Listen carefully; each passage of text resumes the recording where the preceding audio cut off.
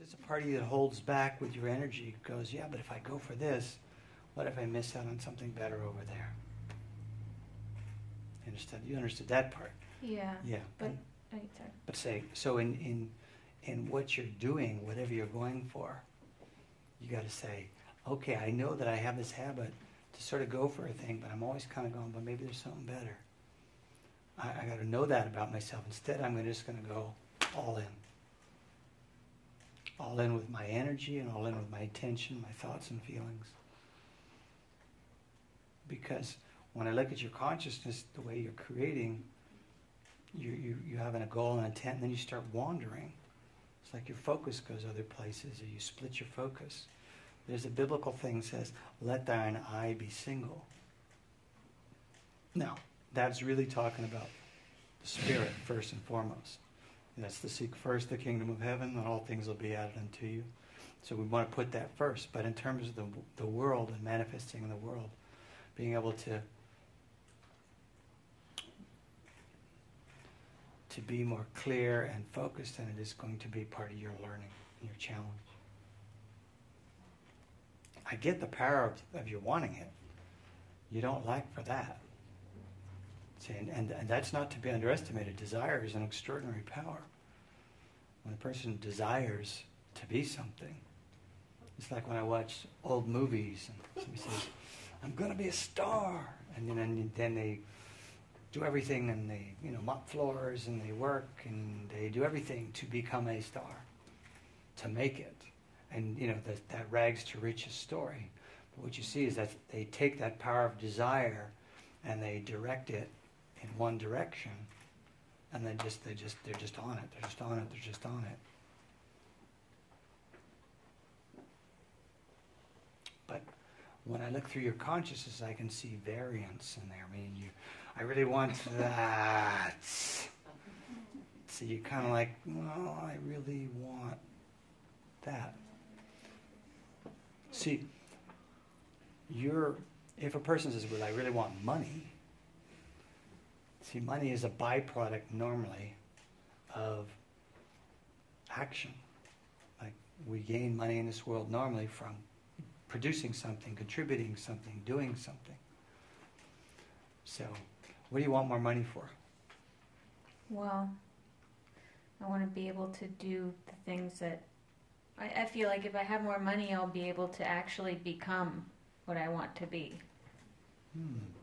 Sounds like my diagram up there, huh? But I also want to accept myself in a greater way. Well, money won't do that. So I should focus on the accepting myself first? Yeah, love and accept yourself first, regardless of the money. Go ahead and go for the money too, but don't expect the money to change your acceptance of yourself. It may change some of your judgments of yourself. Because you may be classifying yourself as less instead of more. Remember the ego we talked about? You may be saying, I'm less because I don't have money, or I don't have these things. Just like when we talked about how the I or the me acquires things to itself, so it gets more of a sense of me. Well, now I have this big house, now I have a car, so I feel more real. That may work for you by just being one point and chasing the money. The problem is you really don't want the money. You want to feel better. Yeah, I want to do things like take USM, and I want to go on trips and all that for the highest good. Why do you want to go on the trips and do USM? To take care of myself. And to take care of yourself too. To become more of who I really am. Yeah, there it is. So that is your goal. So you have the right goal. What you do is, where you're getting a little trapped there is the thing you want your focus on is to be on where you really want to go. Called, I want to wake up. I want to be aware. And I see these things as taking a trip with John Roger or going to USM. This could really help me grow up, help me wake up, help me be who I want to be. And so I keep my eye on what I really want, and I focus on it, and I pray for it, and I go, and God, help me find the ways to do it. You limit yourself. You limit yourself in a sense by saying, it has to come about this way, because you don't know how it's going to come about. mean, somebody may just turn around and give you a trip. Somebody may do, and because it's happened. Things can happen. Keep your eye on the prize, the real prize. So I answered your questions you asked it, but the wobbling and the variance inside of you, this is because you're varying because the thing you want changes, because the thing you want is, you don't really want these things. You want these things as an end, as a way to get to that thing over there. Right? Yeah, and then these things, I'm like, which one do I don't know. Pick any, because pick any that you think will help move you towards where you want to go. It doesn't matter, because these have no value in themselves. They're just steps towards what really matters. That's all they are. They're steps towards what really matters. Okay.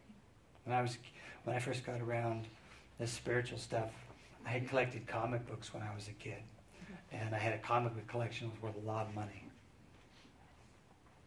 But then this thing came along called Insight 2. And I didn't have money for it. Oh God, I had to do Insight 2. And it was like the next week, and it was like 3 days away, and I wanted to be in that training so bad. I took my comic book collection, I sold it. Did I get what it was worth? No. But it was worth it to me to get in that training. Probably got a quarter or a fifth of what it was worth. But it got me in the training. Why? Because my eye was on that prize. And I was like, I'll do what it takes. Sell these. Because if I took my time, I knew if I took it over a couple months, I could get something closer to the value of what they were worth. I didn't want to wait a couple months. My hunger to be in that place that I believed could get me more of this thing that I wanted was so strong. It's called, okay, I'll sell it. It's like somebody selling their jewels to get bread to feed their kid. They love their jewels, the jewels are worth a lot more than that, but hey, it's feeding my kid. I'll sell my jewels today to feed my kid today. So you take that desire you have, because I see it in you, a passion to want to be awake, to be connected, to be aware, to be who you are.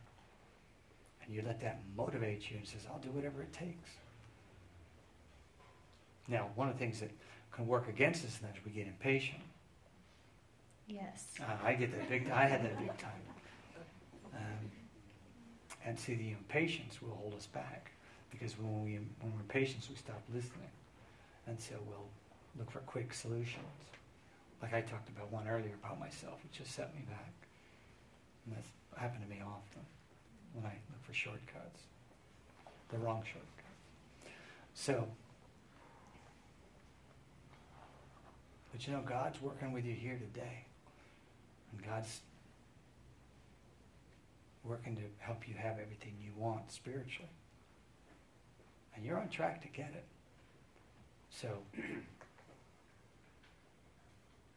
just keep telling yourself, I'll do whatever it takes.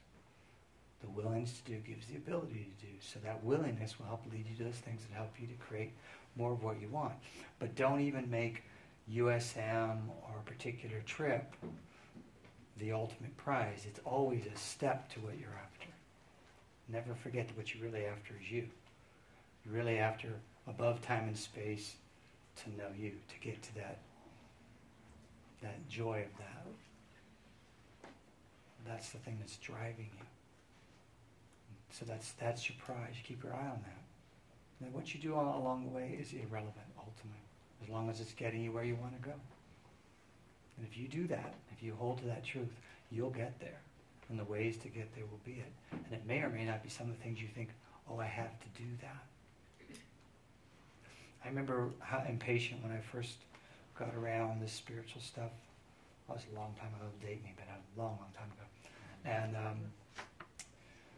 And they were doing this training, seminar, and they were doing it over at what's called Peace Awareness Labyrinth Gardens now. It used to be called Prana. And it was the first of what they called Enlightened and Intensive. And later now they kind of adapted and changed, became PAT trainings. But oh my God, I was living next door, and the people there were going to get to do an Enlightenment Intensive. And we weren't. And oh my God, and we were like, oh my God, oh my God. And I remember the word came back in a few days. So-and-so got it. Somebody got enlightened. And we were like, oh God, how can I not be in there? Now over the course of time, you look back and you go, well, that was so silly. You know, it's a journey. And you wake up to one thing and they go, oh, I made it. And they go, oh, what about this? It's eternally traveling consciousness, eternal progression. There's always another level to this. There's more. You go, well, then I better get going because there's so much. No, just God has you where you're supposed to be. Keep reaching to the willingness and keep to the end goal. But don't make it about these things, because that's where you're undermining yourself, because none of them really have your heart in it. They're just things you're going to do to try and get there. See, what you don't know, a lot of people don't realize, is that the there that you want to get to is pulling you towards it all the time. It's like the call goes out. You know, Mama says, supper time. And we're called, and you can smell it in the air. We're being called back to it. There's a call that goes out from God to the soul whose time has come. And you're being called back. You're being called home. And you will get there. And it's pulling you all the time. And it's pulling you right now. It's pulling people all over this world. Now that call is not going out to everybody all the time, because a lot of people, they have more they want to experience in this Disneyland. I mean, they do. They're going to have more lives. Maybe a lot more lives. And that's all good, because there's learning and growing to take place. There's nothing bad about it. But you're one of those that's hearing the call. So don't worry, you'll get there.